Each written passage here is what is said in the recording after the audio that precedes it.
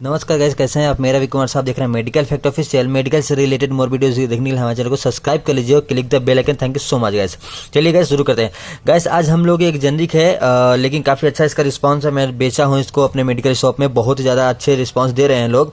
Guys ये cough syrup अगर खांसी आपको आ रही है और सिरप के फॉर्म में कैप्सूल बनाई गई है, जैसे कि recipe fresh D.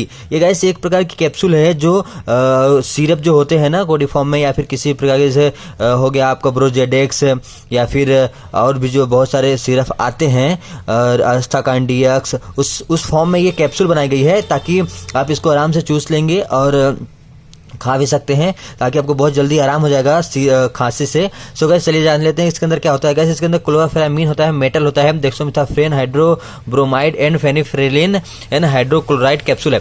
So guys मैं आपको बता दूं कि ये एकदम सेम टू सेम सिरप का फॉर्म है, सिरप का फार्मूला है, बस ये आपको कैप्सूल में अवेलेबल है। सो गाइस ये बहुत जल्दी यूजफुल है। आप बहुत जल्दी अगर आपको खांसी से आराम चाहिए तो आप इसको चूस लेंगे और बहुत जल्दी इसका रिस्पॉन्स हो जाता है।